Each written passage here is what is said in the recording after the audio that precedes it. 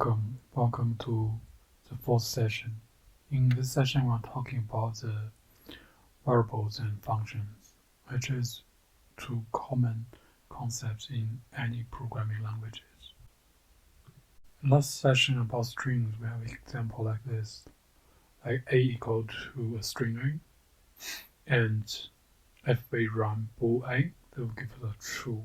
Just like I mentioned before, any string which is not empty, when we convert it to a Boolean value, that will be true. In this case, a is a variable, and the equal sign is a symbol to assign value string a to variable a. Maybe this is not good example. Do something like var1 equal to hello world.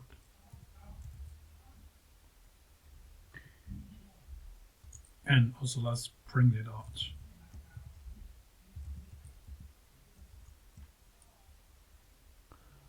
In this case, var1 is a variable and print is a function, which is a built-in Python function. You can use it anywhere in Python. Bool is a function which returns a Boolean value as a true or false.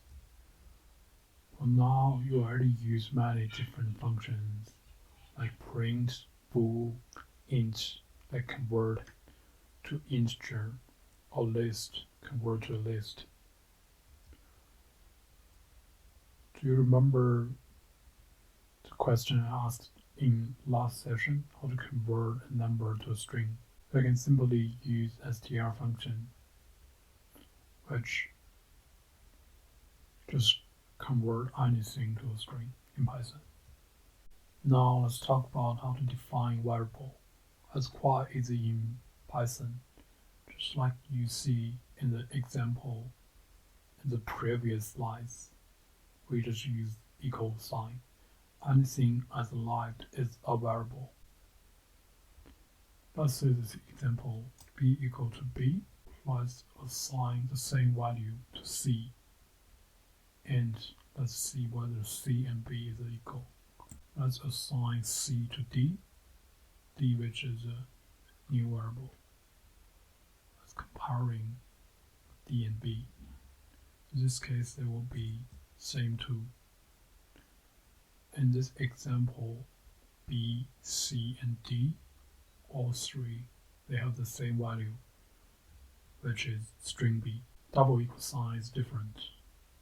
It is used to compare two values or two variables. For example, 1 is 1 equal to 1, that will be true. Is 1 equal to 2, that will be false. Is true equal to bool 1, that's true. That's basically because any number which is not 0 will be true when we convert it to a Boolean value. When comparing, us not only compare the values only, it's also comparing the types. In this example, 1 is 1 equal to 1, that's true. Is 1 equal to string 1?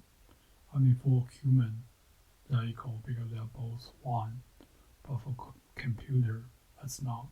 That's false.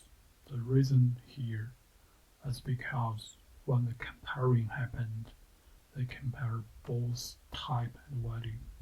In next subsession, let's talk how to define a function.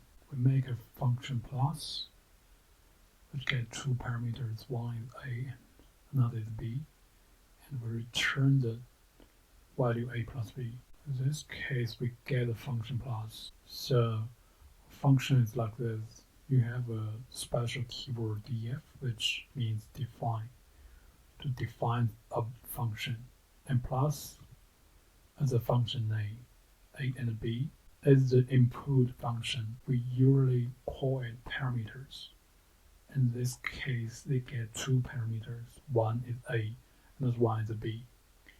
And we get another special keyword in Python, which is return.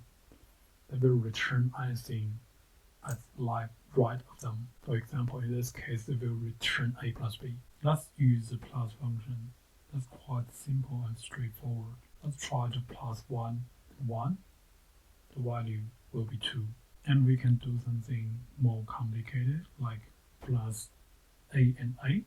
Then you already know the results, which will be a double a. And we can also do something like we define two variables here, like 1 equal to 1, 2 equal to 2, and let's plus 1 and 2. What I want to say here is like you can use variables to passing the value to the function too. Let's get some practice. The first practice, define your own minus function.